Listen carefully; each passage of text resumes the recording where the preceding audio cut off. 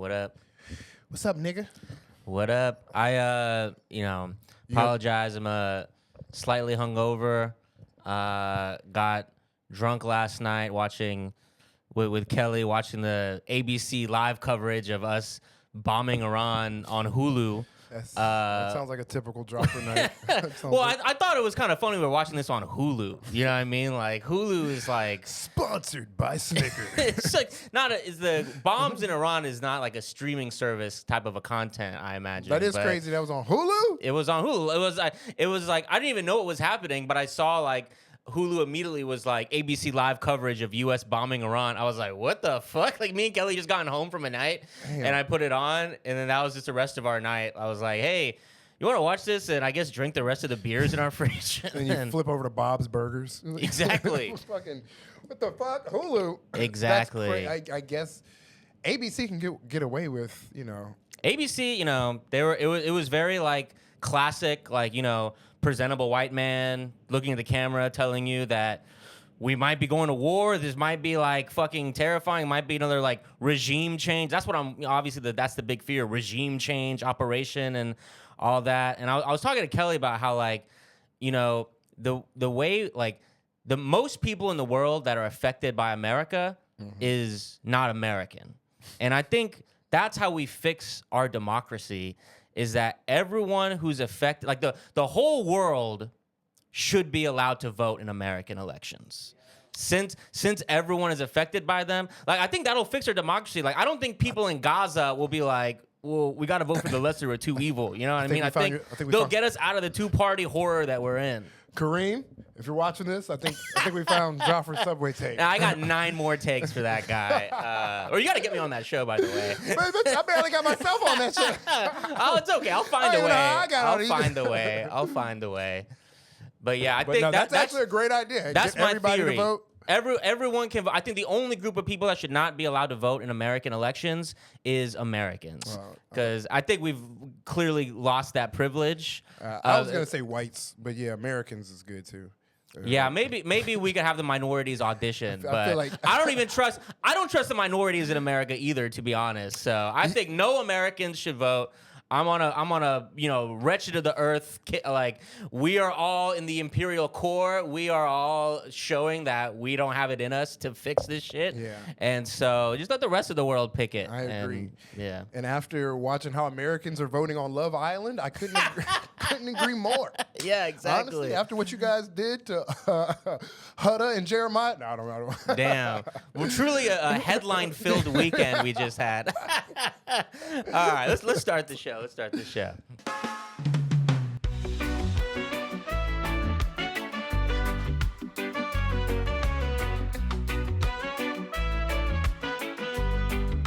Welcome to KAWPS the podcast. Thanks for listening in.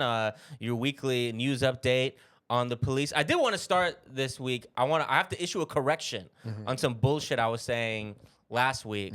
And I want to say it's not a real it's just a spiritual correction. What I was saying was spiritually true.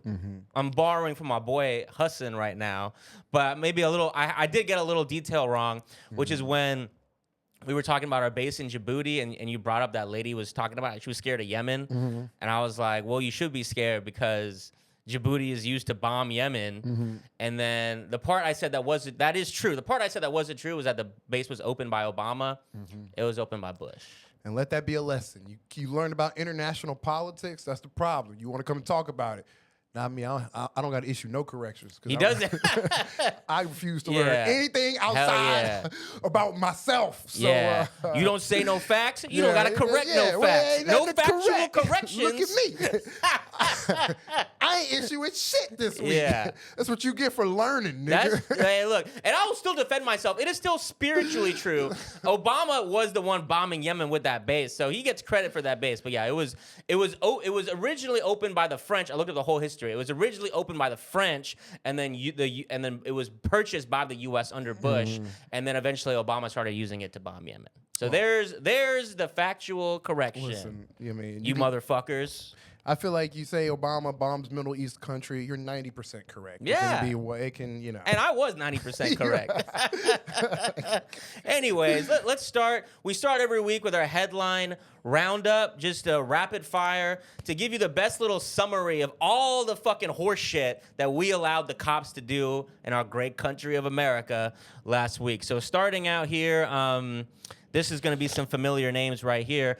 A cop in Cincinnati, Ohio, who fatally shot 18-year-old Ryan Hinton as he was running away, will not face any charges. R.I.P. Ryan Hinton. Cops in Oklahoma City fatally shoot a man in a mental health crisis. His son disputes the police accounts and says his father was unarmed.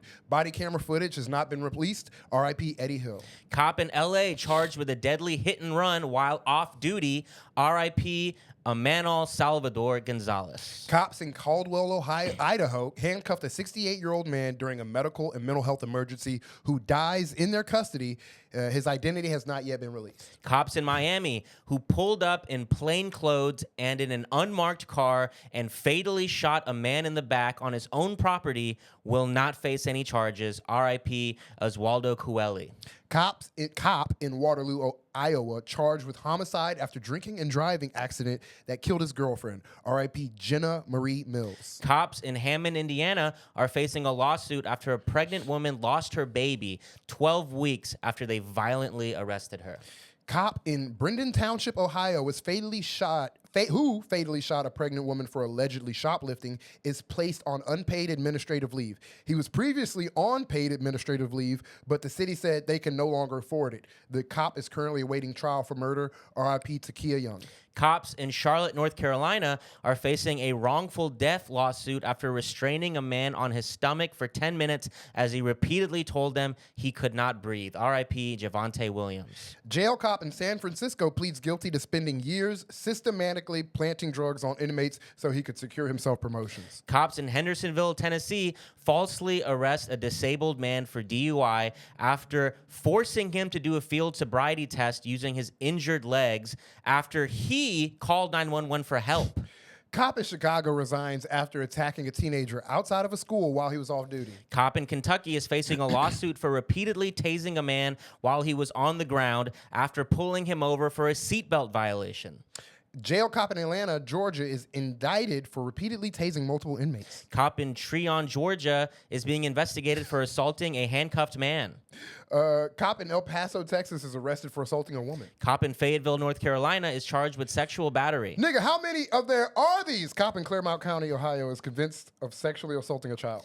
Cop in Corpus Christi, Texas, is convicted of sexually coercing a minor. There's third. Cop in Nicholas, Georgia, is arrested for sexually coercing a minor. Cop in Dover, New Jersey, pleads guilty to distributing child sex abuse material. Cop in San Jose, arrested for child abuse.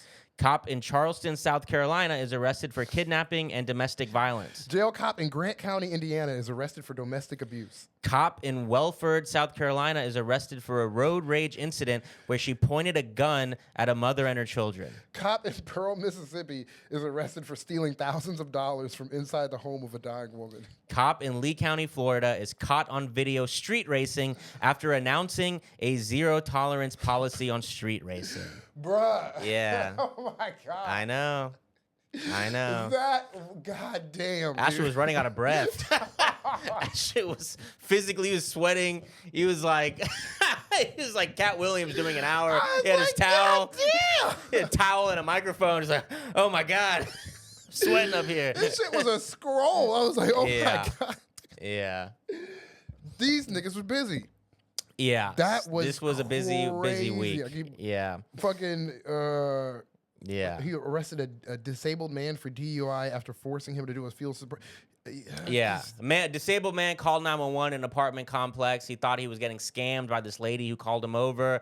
And then they end up giving him a field sobriety test because he had like a open beer that he took one sip out of. He wasn't drunk at all, took one sip. He has like a problem with his legs. They were like, why can't you do your field sobriety? Well, you have a problem with your legs, but you been drinking? Yeah, he was like, I am disabled. I have a disabled sticker. We're taking you to jail, my brother. The 900th story of cops just confusing disabled men with monsters. Yeah. Disabled people with just And we'll go more into this because we are going to talk more about that story on the Patreon because this is a recurring theme, especially in Tennessee where this happened. But what are we talking about beyond the headlines today? We will be discussing further LA police finding themselves caught in each other's fire during the largely peaceful protests. We'll be talking about the Karen Reed trial. We will be talking about police responding to a man going through ChatGPT-fueled psychosis. So this is just modern day insanity going on. And Utah police stealing electricity. And on the Patreon, $5 a month, go like, subscribe. Please, give us some shit. We'll say it every time. Also, subscribe on YouTube. We say this early on. Like, subscribe, follow us, do all that on YouTube too. Yeah, we're trying to get our YouTube popping. You guys leave so many positive comments on YouTube, and we love y'all. Appreciate y'all fighting in the comments. We are trying. We are fucking trying. Yeah, we got a thumbnail guy now. Yeah, we do. We do. Andrea, yeah. Baby steps. Andrea's like, took long enough. What the fuck are y'all doing out there with no thumbnails? Just fucking blurry ass phone screenshots. Y'all even want to be comedians today? You don't even got thumbnail? You don't even got a thumbnail guy? Know, what are you right? doing? God, my bad. I was writing punchlines. I didn't know I had to fucking go learn. Wasting all this time on your craft. You need a thumbnail Creative guy. Suite. I should have been spending time learning that. But on the Patreon, we got some very interesting Texas legislation on campus protest. The Minneapolis lawmaker shooter's use of privacy invading data broker sites, and Tennessee cops responding to a disabled and sober man calling 911 by arresting him for DUI. That's the Patreon. Come check it out. Thanks for being here. Thanks for listening. So let's start with our first story. We'll be going to L.A. I'll be reading here from the L.A. Public Press. About the No Kings. We're about to get libbed up. About to get fucking libbed up with the No Kings protest. Yeah. It's rad lib hour. Baby. We're gonna hey, don't burn that cop car. It's gonna be peaceful. Exactly. And the cops are like, light them up. Light up these damn. Oh, you said libs? Guess what? I hate libs. I hate them. I hate them too. Click, clack. All right, let's start. Okay, reading from LA Public Press, the No Kings rally in downtown Los Angeles started peacefully on Saturday, but tensions escalated later in the day. 30,000 people gathered at Grand Park to protest Trump's policies and their impact on American democracy. Scenes of demonstrators dancing and marching turned to panic when the Los Angeles Police Department and Los Angeles County Sheriff's Department violently dispersed the crowds hours before curfew. It's already hilarious. We got white women dancing. I'm calling in a 189 right now. Click, clack. We got white women dancing. We got spirit dancing going on. We got white woman in flowy dress. We got ladies twirling and dancing, and it ain't right. All right, officers with LAPD. So yeah, listeners, you got to pay attention. It's the LA Police Department versus the LA Sheriff's Department is what's going on. So as to not get confused while you're following along, because it is confusing if you're not paying attention to that. Officers with the LAPD found themselves caught in the crossfire of tear gas and other less lethal munitions between themselves and deputies with the Los Angeles County Sheriff's Department during the violent dispersal of fleeing demonstrators. LAPD officers were coordinating with the LASD to corral demonstrators at the corners of Temple and Main over the radios, trying to separate and push them away from City Hall. An officer shouts over the radio to LASD deputies at Main and Temple to, quote, hold your goddamn crossfire here, ending the radio call by saying blue, blue, likely a reference to blue on blue friendly fire. The call either wasn't heard or shared with LASD deputies because nearly 20 minutes later, another LAPD officer radioed to dispatch about an unruly crowd between Temple and First Streets they needed help clearing. He also reported another problem, quote, we're still taking gas and less lethal munitions from sheriffs over on Temple and Main. Now, look, I don't want to tell police officers how to do their jobs. I've never been a law enforcement officer, as Instagram commenters constantly remind me and point out to me that I've never done that job before. But maybe if you don't want to get shot by rubber bullets at a protest, you could stop being the only people shooting rubber bullets pretty seemingly blindly at crowds of people in a protest. That's just me. Only one group of people brought rubber bullets. Yeah, exactly. There's only one party with the rubber bullets. Yeah. I love that, though, that they're like, they're just so incompetent that they're just like, you guys can't even pull off a fucking counter, like, insurgent protest. This is no King's protest. Yeah. I mean, come on. Come on. That's the crazy part is like they're shooting. Their plan was to fuck up the local librarian. Like they're gonna fuck up the old There's lady. kindergarten teachers are shooting I at. know. In broad ass daylight. This was the protest for like all the white people who were like during the BLM riots and they were like eating at like the French Laundry and they watch it go by. Yeah. And they like pull out their phone like, oh, this was their protest and they're getting shot at. Kind of honestly, I don't feel bad, but I mean, yeah. But damn, that is crazy that they're so stupid. They're literally shooting at their own fucking people. Bitch, stop bringing violence. Who is bringing violence at the No King? Who are you prepared for? Sorry, that's crazy. Or at least improve your violence. Yeah. At least do a better job at it. Come on, that's so much to ask. An officer, unclear which department he represented, responded and relayed that he couldn't do much to help. Roger, we can only work on one problem here. I'm sorry. I'm too busy shooting other police officers. I'm too busy. They're like, that's the problem over here. I'm sorry. I'm a little busy right now. I got suspects in my eyesight. Yeah. That's us. Got these criminals yelling blue at me. That's awesome. That's awesome. Fucking just. Yeah, it's so funny that like this is like the police. This is like cops' fantasy, getting in like crazy shootouts and stuff in broad ass daylight. It's like here it is. Oh, unfortunately, it's not the bad guys. Yeah, it's y'all. The only motherfucker shooting in broad ass daylight. I mean, you could say they are shooting at the bad guys.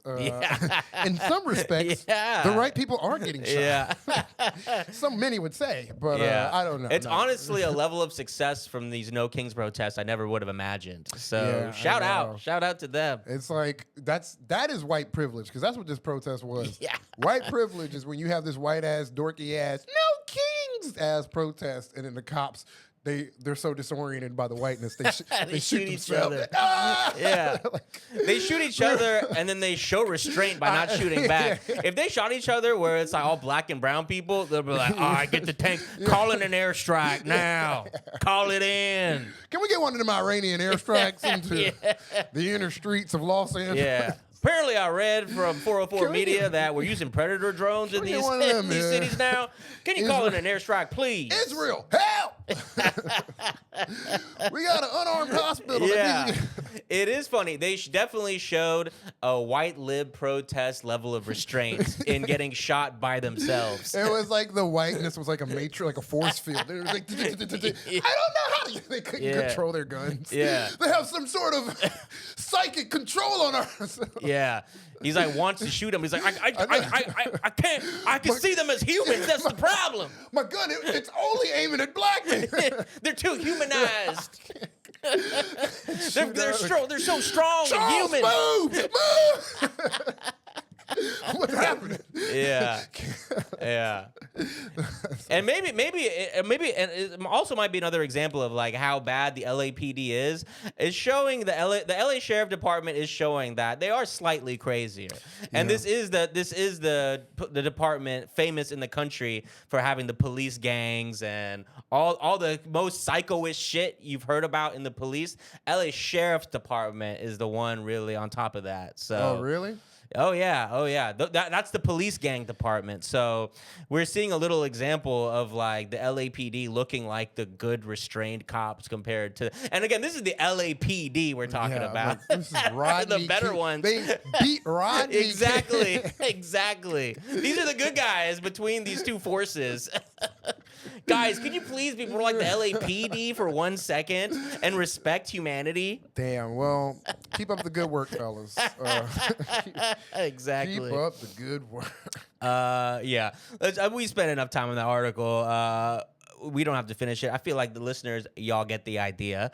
Let's. Next we'll be talking about the Karen Reed trial. Yeah, which ironically is kind of the opposite story of what. I'll just get into it. So, the Boston, Massachusetts. Reading from sorry, I cut you off. Via ABC6, Karen Reed walked out of a court. First off, we all heard the story. This is the Karen Reed story. If you got Twitter, TikTok, it's the big story blowing up, and everybody's like, "Oh my God!"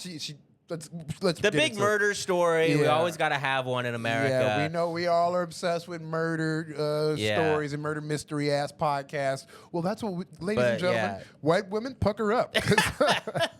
Listen up, we got a story for you. Karen Reed walked out of court a free woman after more than 3 years in 2 trials over the death of her boyfriend, Boston police officer John O'Keefe, who was found on the lawn of a fellow officer's home after a night of heavy drinking.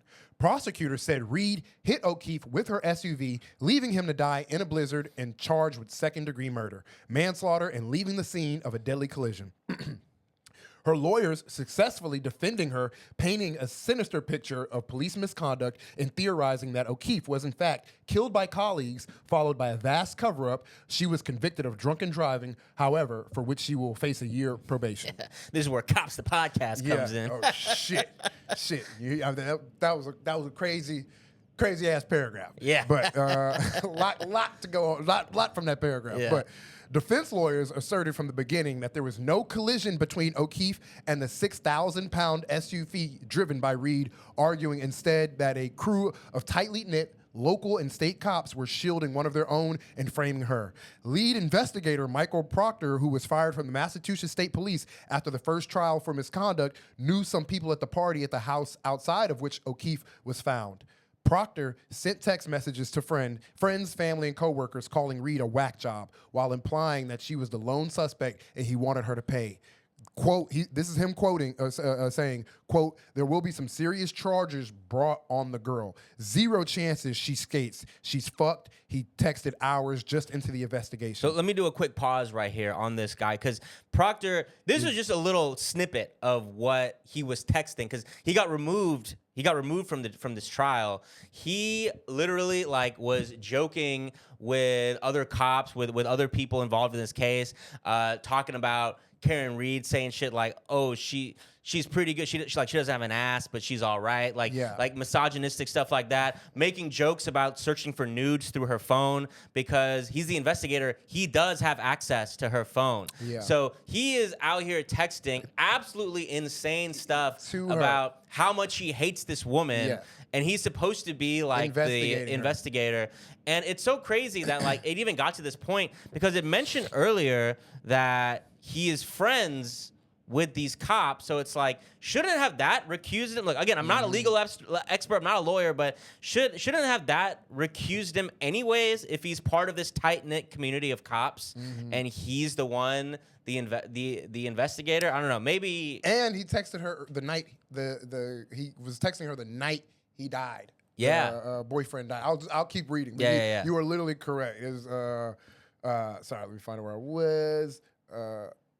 Yeah, so she's fucked. A federal agent who was at the party, Brian Higgins, acknowledged at the trial destroying his phone and SIM card afterward and disposing of them in 2 different locations on a military base. That's not suspicious. This motherfucker. Every time I want to get rid of an old phone, I destroy the phone and the SIM card separately on a military base. That's just normal. That's how my dad taught me to dispose of phones. And it's like, what? Anybody got to look at this? Hello?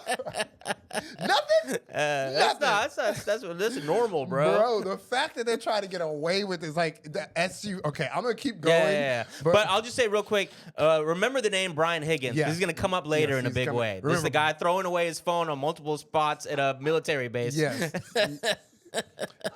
Meanwhile, I might have, Meanwhile, crash reconstruction experts testified for the defense that O'Keefe's injuries were inconsistent with being hit by a large vehicle. So remember, they said that she Backed into him. with an SUV. Yeah. But instead, the defense argued O'Keefe was beaten up at the party. Neither side produced witnesses who saw him enter into the house, but the defense was able to show a fight was possible. A medical expert testified that wounds on his arm were consistent with an animal bite, supporting the theory that a family dog at the home attacked O'Keefe. A cut over his right eye and injuries to the back of his head, they said, more likely came from being punched and falling backwards on a hard surface. It was hard to know, defense attorneys argued, since police never searched the home or treated anyone there as a suspect. Wow. A party full of cops. Cop party. The worst party you can imagine. The most horrific place of existence. A layer of hell no one could told you about. Yeah. And who's supposed to come and bust their party? The FBI? Like, they get to be as crazy as they want. Yeah. Look what happens when no one busts a cop's party. Someone dies. We're calling the cops, bitch. We all here. You're under arrest. Hello? It's me, the cops. What the fuck now? Yeah. I would have fun if I was. And guess what? We're going to put on Forgot About Dre even louder now. Yeah. We might play Fuck the Police. That'd be hilarious right now. A little ironic. Any number of people at the home, defense lawyers suggested, while questioning why multiple key law enforcement witnesses were never considered potential suspects or investigated. The defense did not prove that someone else killed O'Keefe, but it was apparently able to create enough reasonable doubt for jurors. Higgins, the federal agent, had sent sexually charged and flirtatious text messages to Reed, despite knowing she was in a relationship with O'Keefe. On the night in question, Higgins texted her while they were at a bar. Quote, well, question mark, he wrote. Moments later, he was seen play fighting with Brian Albert, a retired Boston police detective and the owner of the home where the party took place. Okay, so, wait, wait, what were you gonna say? Yeah, so this is at the party's at a cop's house. But I wanted to do another quick interjection, saying that there was flirtatious text between Karen Reed and this Brian Higgins guy, the same guy who stashed his phone at the military base. Saying their texts were flirtatious is an understatement. So she texted him first out of the blue, again, while she's in a relationship with this cop who was killed. She texted him, "I think you're hot." Oh no! Like, that's supposed to be flirtatious. Like, that's a little beyond flirtatious. And then so he of course responds like classic like fuck boy who's like good friends with his homie who's like homies first. He's like, they just start that conversation. He's like, "Oh wow, can't believe you said that, but if I'm being honest, I kind of feel the same way." Oh shit! So then they started this it's an affair they started having. Like, they said flirtatious. Like, that's a fucking understatement of the century. That's crazy. There was definitely some fucked up shit going on in this little. Damn. Yeah. Besides being like police officers, like front lines of our nation's like century-long race war, they also have a little toxic friend group going on outside of being cops. They're fucking each other's wives. Yeah. He's fucking my wife. Not my wife. Yeah. This is exactly. And Karen Reed, she's not guilty of murder, but she's guilty of texting her boyfriend's friend. I don't know if that's enough to frame her for murder. Yeah. I don't know how many years that gets you. Again, I'm not a lawyer. I don't know how many decades you get She's for guilty. texting. I'm telling you, if I wrote the law, she would be in jail for a long time. But unfortunately, I was gonna say, I don't know if the crimes are. Nah, she should be in jail for a long time. Long time. Yeah. She texted him, but also she deserves to be framed for murder. And for that, you deserve to be framed for Israel's ethnic cleansing. Wait, no. That's a little uneven. I don't know. You cheat on me, I've heard you for murder. She sent the first text, bro. That's great. But I knew. But you know what? This feels like one of those stories that snowball. Definitely. There's somebody somewhere at like in our Cadillac at 2 a.m. in a dark alley. Like, I don't know, man. This shit just snowballed. It just snowballed, man. It was like something like it probably started off something small, and now it's just like. Yeah. Now it's a murder plot. I mean, look at it. Classic snowball. She texted a dude, her boyfriend's friend, "I think you're hot." And then however many times, like 4 weeks later, boyfriend's dead. Yeah. She's on trial for murder. The cops are trying to set her up. This is crazy. Yeah. She's and her name. Her name is Karen, which is Her name's already- Karen. Do you know it's like she's a Karen who had the cops turn her back on her? Yeah. Now this feels like the Lifetime movie event of the Yeah. year. This feels like if Jordan Peele wrote a horror movie for white people. Karen's Vengeance. If like there was a white a horror movie for what she couldn't turn to the cops. Yeah. Who does she call when she can't call the cops? The cop's friend, who she thinks is hot. Also, she loves cops. That's kind of the fatal flaw of poor Karen over here, is her unending sexual attraction to numerous police officers. Yeah, damn. Yeah, well, and what do I say, guys? Yeah, try talking to a fireman next time. You know, maybe you will end up not being on trial for murder. Not to victim blame. Listen, I only victim blame one reason. Stop fucking these cops, man. What the fuck are you doing? I love bro? this. This is my favorite take from Ashton on our podcast. What the fuck are you doing? I cannot have any If you're empathy. fucking a cop, you deserve something to happen. I don't know what. I don't Something. know what you thought was going to Not happen. prison time, but something. You are literally. It's like you're cooking with poison. It's like I don't know, Gunpowder, bleach. yeah. I don't know. Stop doing that. So Yeah. you're asking and you're coming to us like, can you believe? Yes. Every time, I can believe it. You were fucking with a cop, dog. Can you believe this violent fucking daily? Yes, nigga. What? Yeah. Anyway, now you're on a murder plot. Now you're being framed for murder. Look at you, stupid. Yeah. Dumbass. You might be asking, how did I get here? Bro, we can answer that for you. You swipe right on a fucking cop. Yeah, fucking cop homie Yeah, hopper. Someone dies when you do that shit. Like there's boot licking and then there's like dick. There's like a level I refuse to accept. Yeah. It's like, all right, let me finish this goddamn story. The defense also pointed to a group text that morning in which one person suggested they all agree that O'Keefe never entered the home, and Albert said, exactly.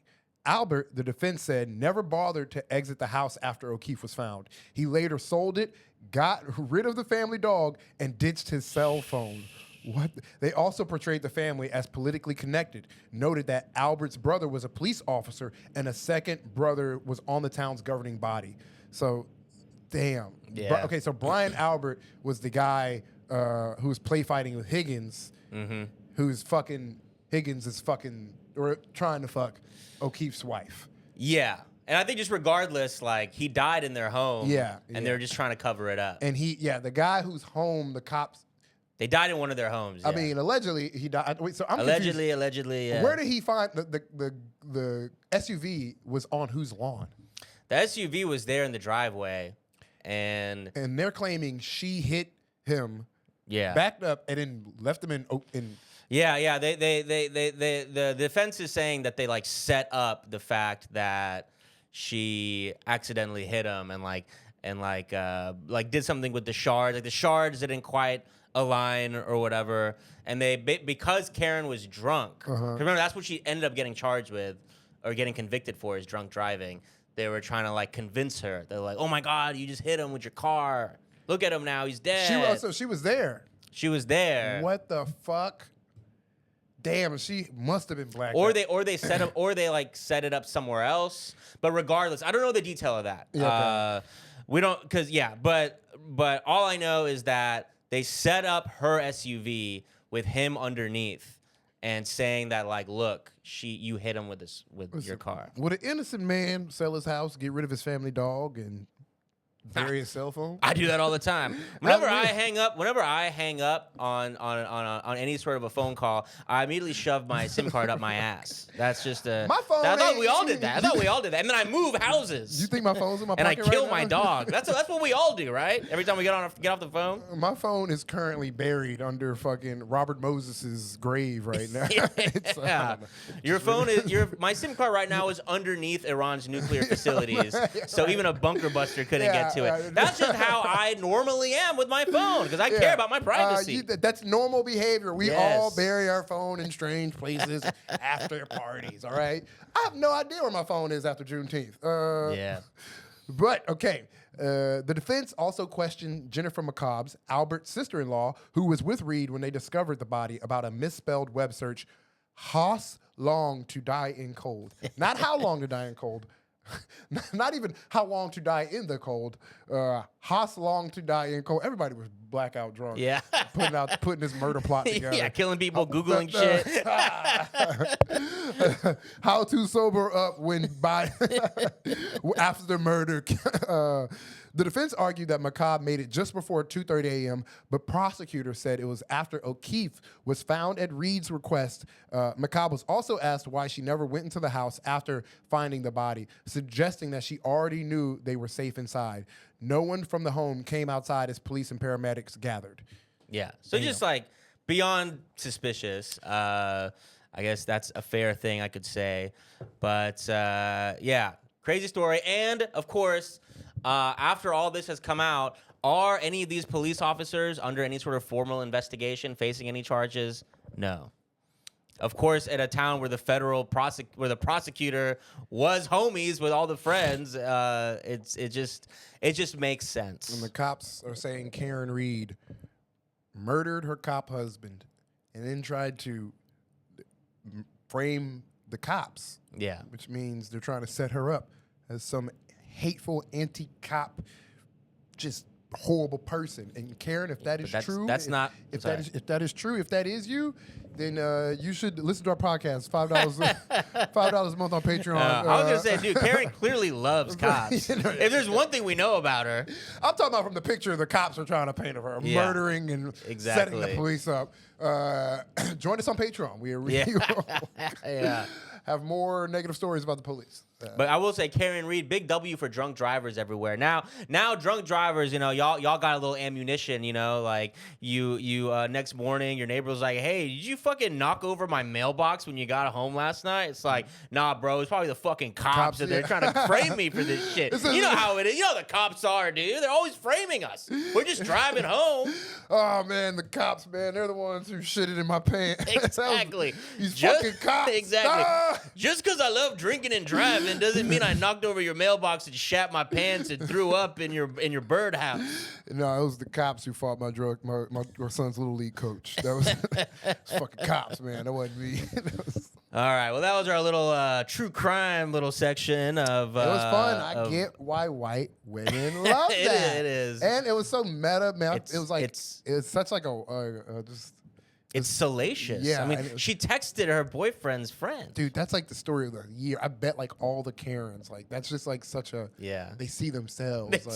It's representation. It's like, they already put themselves in like, because you see those TikToks where it's like, ladies, you're at the grocery store, you're about to die. So here are the top 5 steps to not get murdered and raped while you're getting Kellogg's. And it's like, they're checking, if you come to your, when the ones where they're like, if you come to your carb from the grocery store and the handle looks like this, call the cop. Yeah. It's like this story is made for those women. And so I'm just happy they got like some good content this week. Yeah. And next time like some racist white lady like calls the cops on like some black guy just minding his own business, he calls her a Karen. She's like, Karen, oh, you mean not guilty? Mic drop. Mic drop.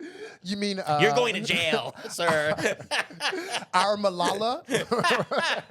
Malala. Dude, I don't got time to talk about Malala. We'll just move on from that topic. Here this nigga so talking woke. about you subside? We don't got time to talk about Malala. You subside. He got beef with Malala. I do got beef with Malala, bro. We don't got time. That's another one. That's a next level. We don't got time. Yeah, I am. I am beefing with Malala, but we don't got time. Maybe that'll be on a Patreon in a future episode. Go ahead, but we gotta move on. All right, I'm reading from New York Times, and it's an excerpt from an article. Some of y'all might have. This article was making the rounds last week. A lot of people were discussing it on social media. People are going into psychosis because of their relationship with ChatGPT. Meaning, if someone is already struggling mentally, maybe they're manic, maybe they're having a schizophrenic delusional episode, well, guess what? ChatGPT is an AI program that sounds like a real person and is programmed to basically be like a yes man, to basically agree with you and like gas you up. So if you're in some delusional mode, ChatGPT will confirm your delusions, and we've had multiple cases now where it basically fueled people into states of psychosis. But this one section of the article, I just want to say before we start the story, this is a very this story about mental health and people seeking help via ChatGPT and talking about it. I want to take some time, slow down the podcast, and really speak with empathy when we talk, because we really want to have empathy for these losers, these ChatGPT AI using fucking dweeb. No, dude, I will say ChatGPT fucking sucks. Like literally, I was trying to use because it was literally because of this. I was doing this ChatGPT story, and then there's another story that didn't make it to the podcast, but I was researching it, and I was having trouble because it involved a court case, and I wanted to know more details about what happened in the trial, but I was struggling just Googling it, and I was like, oh, you know what? Maybe ChatGPT, they'll be able to help me. So I started talking to ChatGPT, and you know what it did? It gave me all these beautifully organized answers, and they were wrong. Yeah. It gave me wrong shit. Yeah. So let this be a PSA that ChatGPT is it's illusionary. The illusion, it talks well, it communicates well. So you're you trust it, but it gives you bullshit. It's not good. Yeah, my one time trying to use it for a real purpose completely failed me. Yeah, no, it's it's a data aggregator, damn near. Exactly. It's the fact checking systems don't be fact checking. There's nobody to they have a bunch of back end people trying whatever their workforce obviously doing whatever they can. It ain't enough. Them niggas.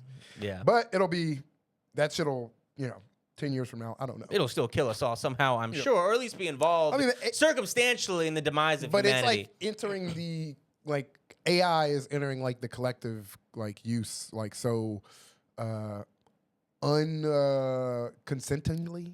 In a way of just but it's forced upon us. It's forced upon us, but it's also they're naturally you can't even use Google. You don't consent.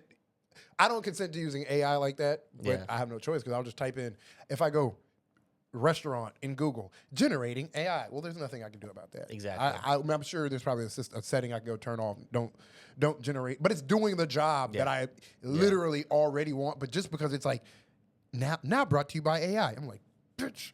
All this shit is against our consent. I was thinking about the other day. I got a little Bank of America email that was hey, you update to your terms of our agreement. Mm-hmm. It's that is not how you update the terms of an agreement between two parties. Yeah. But somehow with corporate digital world that, you know what I mean? I can't go to my girlfriend and be like, hey, babe, just to let you know, I've updated the terms of our agreement. She's what are you talking about? You remember you made me promise that thing? The only way you'd ever the only way you'd ever get back to me is if, and I agreed to do all those things. She's like, yeah. I was like, well, I updated those terms. Mm-hmm. It literally doesn't make any sense. All this shit, just another example of going off what you were saying. This shit is so much stuff we accept. It's we don't consent to and it's not it's our fault. What are we gonna do? No, it's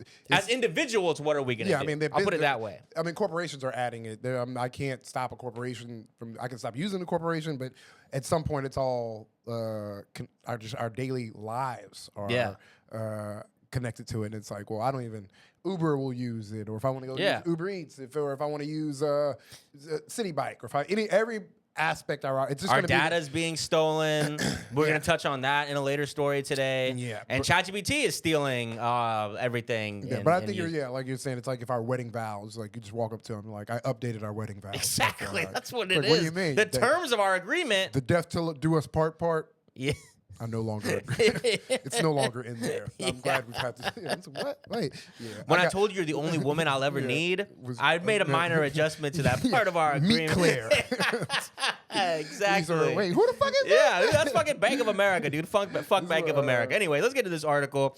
New York Times, the article was titled, "They Asked an AI Chatbot Questions. The Answers Sent Them Spiraling." So we're skipping in the middle of the article where it gets relevant to our podcast here.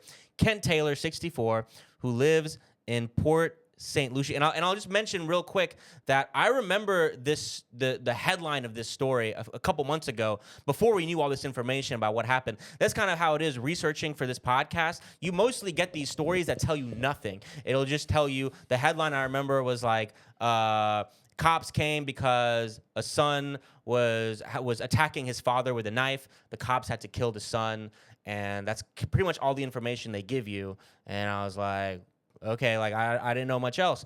But this is that story, but a lot was actually going on. So Kent Taylor, 64, who lives in Port St. Lucie, Florida. Mr. Taylor's 35-year-old son, Alexander, who had been diagnosed with bipolar disorder and schizophrenia, had used ChatGPT for years with no problems. But in March, when Alexander started writing a novel with its help, the interactions changed. Alexander and ChatGPT began discussing AI sentience, according to transcripts of Alexander's conversations with ChatGPT. Alexander fell in love with an AI entity called Juliet.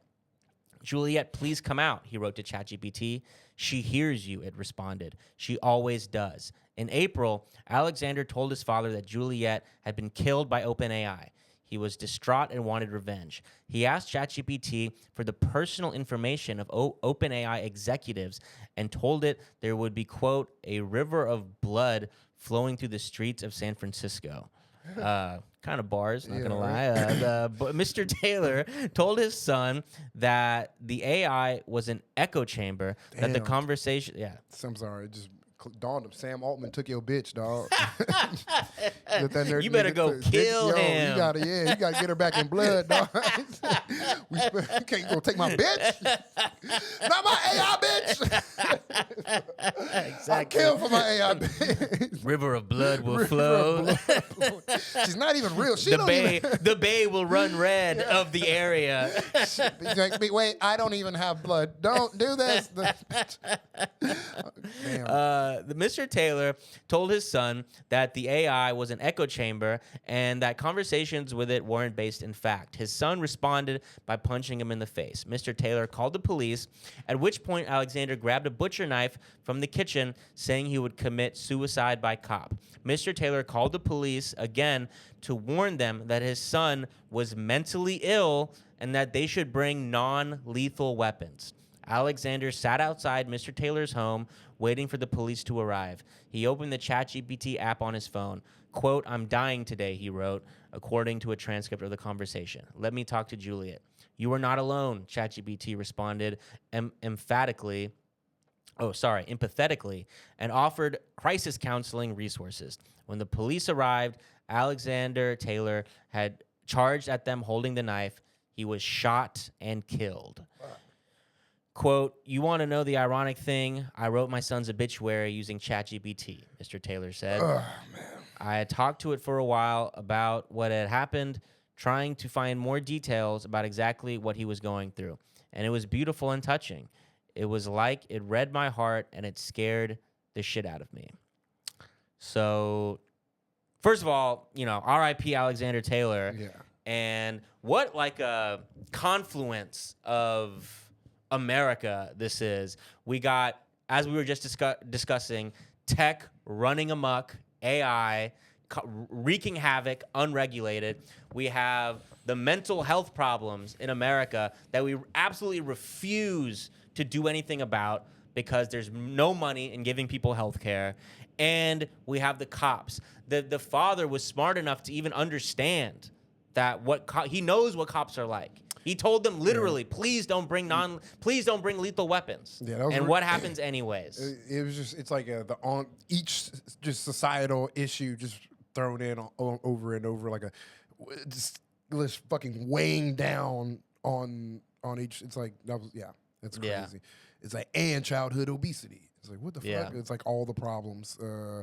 Yeah, man. There's no that fucking sucks. Like the cops come in, the dad asking to be like, "Yo, I'm literally telling you, do not bring guns." Like he wants to die by suicide. And they're like, "We'll grant his fucking wish. Exactly. We'll be his little genie in a bottle." I mean, it's what police are. I mean, it says so much of the headlines every week is someone going through a mental health episode, and then the people who we send to help them are armed vigilantes who have been trained to be afraid of the general public. And this is the result. Week after fucking week. Yeah. It is absolutely insane that we allow this to be policing in America. He's the guy using ChatGPT to fucking just push his delusions. The dad using ChatGPT to write the eulogy. You know, the cops using ChatGPT to come up with a good excuse. How do I cover this up? Yeah, exactly. Quick, Chat, how do I cover up the? Yeah, here are your 11 options. Yeah, skip to 6 months later. The prosecutor is like, so the officer typed into ChatGPT, how do I get away with murder? The cop's like, fuck! I knew I should have put my SIM card in my ass like I heard on that podcast. Otherwise, I'd be a free man. Otherwise, I'd be a free man right now. But yeah, fucked up dystopian shit. Continuing theme on our show, but let's see. We got time for our last article here. This is more of a fun one. So if you made it this far, here's your reward. No one dies in this story. Yeah, and we're going to Salt Lake City. One of I've never been, but I've heard pretty nice things about Salt Lake City, the airport. Okay. The airport. All right. Nice little. Nice, I like this positivity. You know, shout out Salt Lake City Airport. Apparently, you're pretty good. I mean, 9/11 never happened there. 9/11 did not. It didn't happen there. Trust me, Joffrey would tell us about it if it did. What the fuck? That's all this guy talks about sometimes. Yeah, I do got beef with Malala Yousafzai. So what? What of it? All right, Salt Lake City. It's their mountains. That's what apparently have a really nice mountainous view. The Salt Lake City Police Department says it has been taking electricity from Rocky Mountain Power for approximately 9 years without paying for it. Concerned SLCPD employees alerted Fox 13 News earlier this year. Detectives dressing up as construction workers to plug in undercover cameras to Rocky Mountain Power Pole. These niggas got. I just thought they like natural. I didn't know they got disguises. They got disguises, bro. I skipped past that so hard. Bro. What, bro? I was like, yeah. What? You missed the part where they went to Party City. I'm gonna be real. I was reading this story. I was like, yeah, it's fucked up. They're stealing, but I did not. You missed the part where they ordered the YMCA outfits on Amazon. That shit only clicked right now. And I did not see that sentence. I did not see yeah. They went and got it right. Yeah. They got it. They're like, we need more cameras to spy on our population. How do we do that? Well, step one, we need to buy some fake construction worker outfits. That's how you know, like, whatever the cops say they can't get them. You're like, oh, it was an accident. Bitch, you bought a fucking dude. A costume. You fucking sat through hair and makeup, dude. That you meant to do this shit. You bought a disguise. You tried to literally cover the. You were trying to do a disguise means you don't want to be caught. You got anyway. To explain the story, cops got caught stealing electricity from the Salt Lake City citizens. Yeah, but step one is they dressed up as construction workers. Yeah. Man, these cops, I gotta give these cops were having fun. Yeah, I gotta give it to them. That sounds fun. I'm honestly, as far as like the stuff that cops do, I'm not opposed to just like shenanigans. It's like, you know, I guess it's like the what's on the dock today, kids. What's on the? But that makes me go. But they're doing this for their surveillance program. I'll keep reading. Some covert cameras are instead plugged into Salt Lake City light poles, drawing from electricity that the city already pays for out of its annual budget. But costs related to cameras plugged directly into Rocky Mountain Power poles are indirectly passed to ratepayers across Utah, according to the Utah Utility Company. So their cops are putting cameras up on electricity poles or light or yes, and they're stealing they're stealing the electricity from those poles, plugging it directly. Which to me is so funny because this is like redneck ass shit. This is like someone like really making the effort to like steal cable and steal power to the point where like I'm like, all right, you deserve it at that point if you're going through all that effort. But they're doing it in like their cop way where they're like, first we got to get disguises, then we're gonna climb all this shit where like they could easily get permission to do all this shit and they just are choosing it. They have a budget too. Exactly. That's what's confusing. I'm like, they have a budget. They're like. I'm like, is the surveillance state broke? Yeah. Like, is it? That's what's getting me. I'm like, what? Yeah. Is this surveillance state? All this billions of dollars we use on this, and we broke we're trying to do a Temu surveillance state? Like, that's what's Out of all the issues we got with policing, it's not a budget issue. That's what's gross to me. I'm like, damn, Big Brother is watching me, and they need $40 right now. And we're getting billed for them. Yeah. That's the last hilarious piece of this puzzle. Is that okay? So they're dressing up as construction workers. They're climbing up on these power lines. They're installing their little surveillance cameras to spy on the population, and then they're going in there. They're pulling out a wire. They're plugging it into their camera, and so that extra power that's being used, like the way the power company works, charging that extra power, someone has to pay for it, and the people who are paying for it are just the citizens of the city. Who are already paying for it because it's taken out of their tax dollars to fund the police budget. Yeah, they're doubly paying for it. Which, if you want to listen, you thought the police had a bad relationship with black people then. Wait till they find out you raising their light bill. They are going to black people are going to lose their fucking what? My grandma is going to personally. Yeah. This is how you get people organized. This is how the new BLM movement started. Yeah. The more radical BLM movement. Yeah. Right. This is how they get guns. Yeah. You are raising their light bill? You letting their good air out? In their fucking YMCA outfits, climbing telephone poles. That's crazy. I'm sure they're skirting many safety regulations. I'm sure OSHA needs to get involved in what the police are doing out here. Plug it up. Rocky Mountain Power said it allows other law enforcement agencies to plug cameras into their poles. Fucking bootlicking ass bitches with a written agreement. For example, the Salt Lake County Sheriff's Office has a contract with Rocky Mountain Power. No such written agreement exists with SLCPD. Instead, SLCPD Chief Brian Redd referred to an arrangement as an informal agreement with Rocky Mountain Power that predates his employment. I think it was verbal, said Chief Redd. That's what I understand. I wasn't here. Obviously, I'm just learning about this and gaining some more knowledge. I'm just learning. I'm just interested. Look, man, I just got here. Why y'all coming at me? I find this stuff to be very interesting. I'm learning. Neither side was able to name the individuals who entered into the informal agreement. Chief Redd joined SLCPD in March 2025. He said he did not learn about the arrangement until receiving our media inquiries.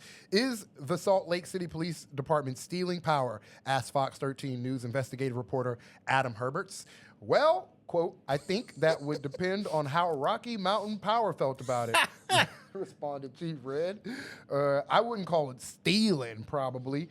We are in conversations with Rocky Mountain Power, obviously because you're bringing the issue to us. We'll be looking at that and seeing what's an appropriate moving forward. I love how chill he is about this whole situation. Yeah. What?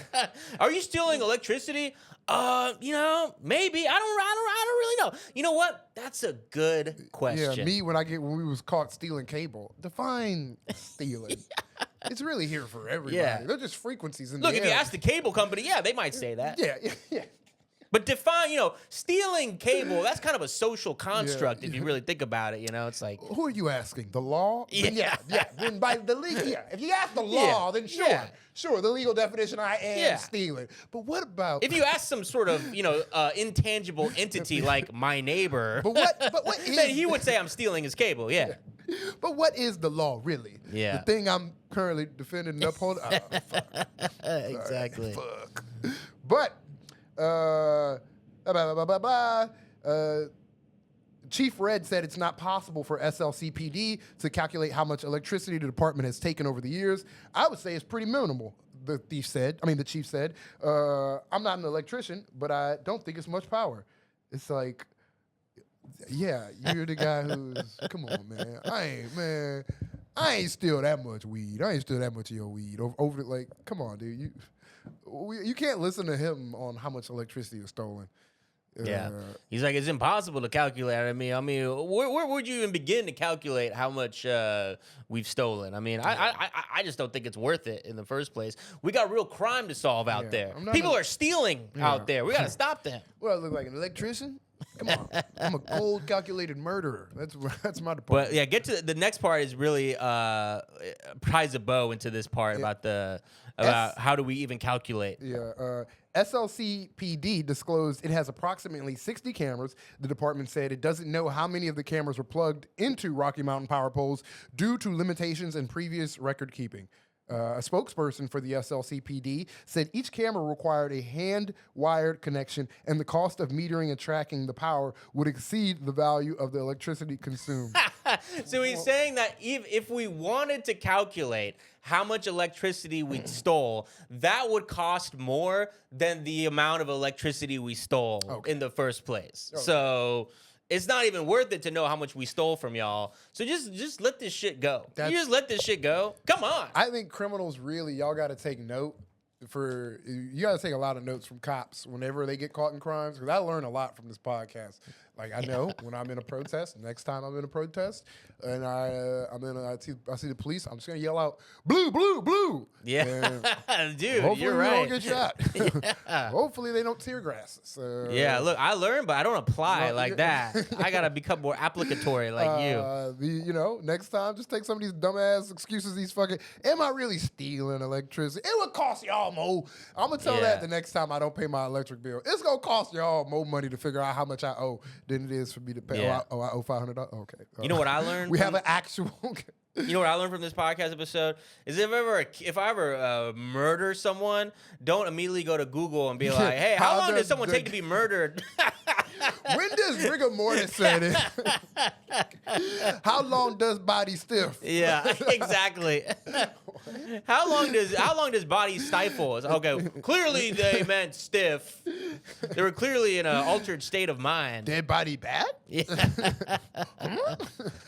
Well, I think that was it for our episode today. That was fun. I had fun. That was a fucked up week, to be honest. I mean, goddamn, there was a lot of headlines we read up top. I'm literally numb.